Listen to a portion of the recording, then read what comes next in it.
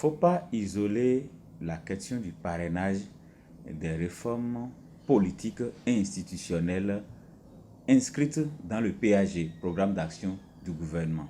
Donc c'est tout à fait normal que, entre autres critères d'éligibilité, que les députés de la 8e législature aient inscrit le parrainage comme devant désormais faire partie des conditions à remplir par les potentiels candidats à l'élection présidentielle avant de pouvoir participer à ce scrutin-là.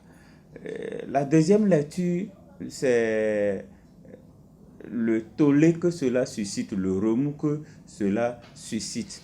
Si on peut peut-être comprendre l'opposition, qu'elle n'ait pas pu participer aux élections législatives de 2019, elle n'est pas du tout excusable pour les élections communales et municipales de 2020. Pourquoi? Parce que en 2020, toutes les conditions étaient réunies pour que toutes les formations politiques, quelles qu'elles soient, participent à ces élections-là.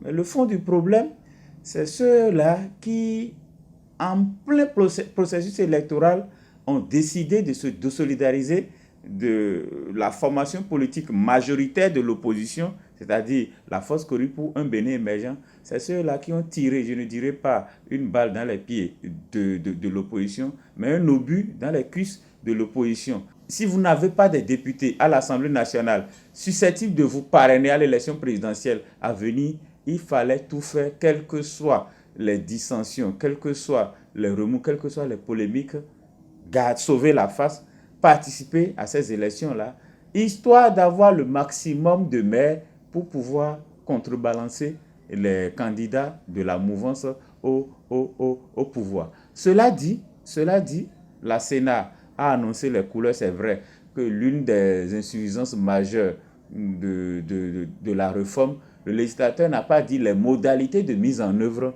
du parrainage.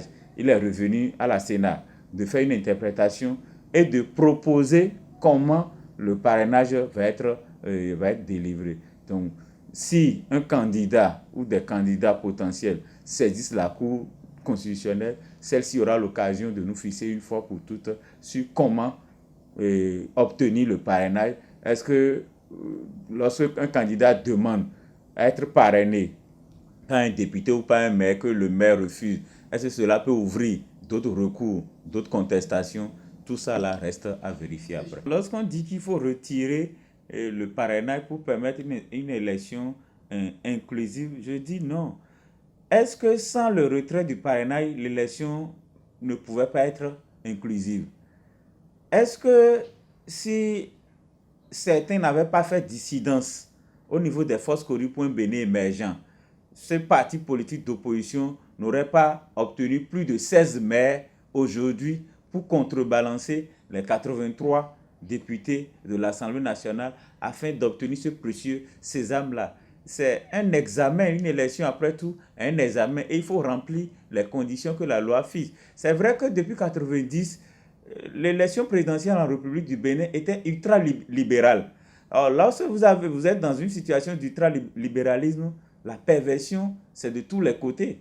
C'est ce qui fait que depuis 1990, ils ne sont que des individus qui sont portés à la magistrature suprême, mais jamais une force politique, jamais un mouvement cohérent, bien solide, qui porte des idées, qui porte un projet de société, qui se hisse à la magistrature suprême en République du Bénin. Donc, le retrait du parrainage, je ne crois pas, encore que nous sommes les délais pour intervenir en matière électorale, ces délais-là sont largement dépassés. Nous sommes à moins de 6 mois de cette élection-là. Je ne crois pas que ce plaidoyer puisse avoir écho favorable auprès des acteurs, auprès des députés à l'Assemblée nationale. Tout le monde sait que désormais, avec le nouveau code électoral qui vient renforcer la Constitution révisée, quel que soit le cas de figure,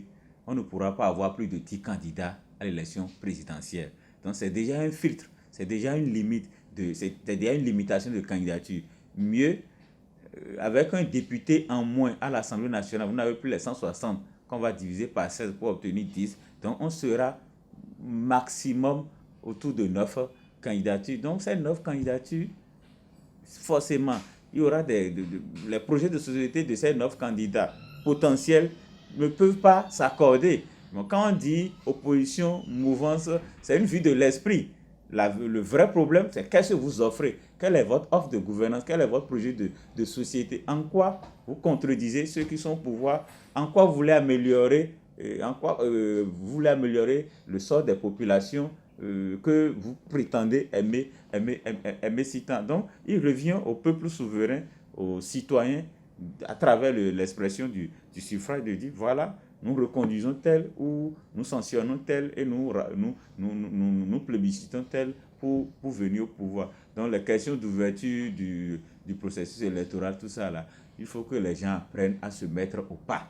Un processus électoral en politique, c'est une compétition permanente.